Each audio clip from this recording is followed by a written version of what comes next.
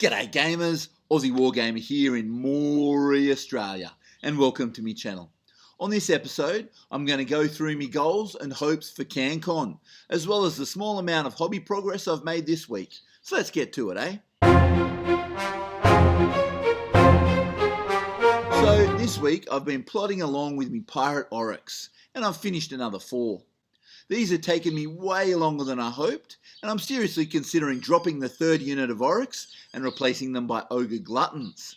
I'd only have to paint 3 of them instead of 10.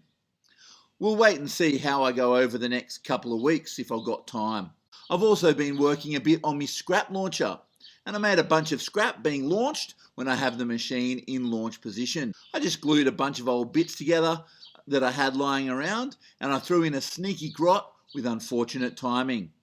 It's magnetised, so I'll be able to switch the contents in and out depending on whether it's up or down. As far as my goals for the tournament, they're pretty similar to last year. I want to win at least one game, get at least one best opponent vote, and I want a podium for coolest army. I'll talk about that a bit more in a moment. I also really want to learn. I'm going to one of Vince Venturella's hobby masterclasses on the Friday and really keen to get some practical face-to-face advice on smooth blending there.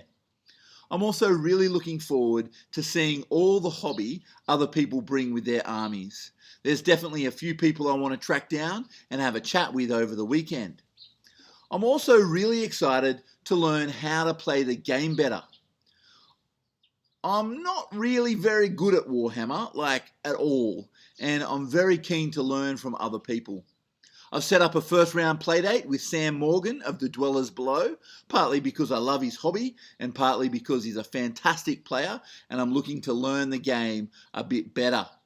I don't really care about winning, but I'm always down to improve.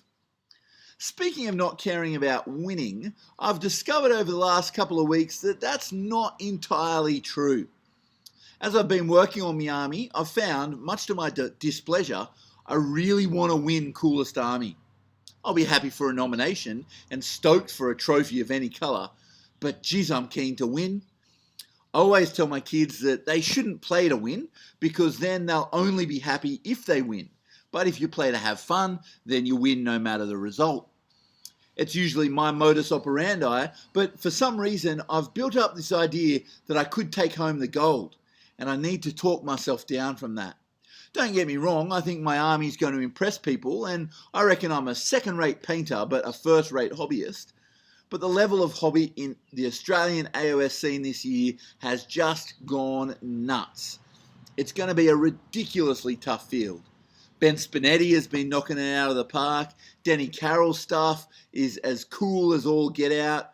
Smorgan's stuff just gets better and better with each model. And then you got guys like Blake Kerwick and Travis and Andrew Bigwood. So much amazing hobby going on. In all honesty, I'm stoked that I can just hang with those guys. Well, that's all from me. Thanks for watching, and as always, stay tuned if you want to hear more of my voice. Catch us later.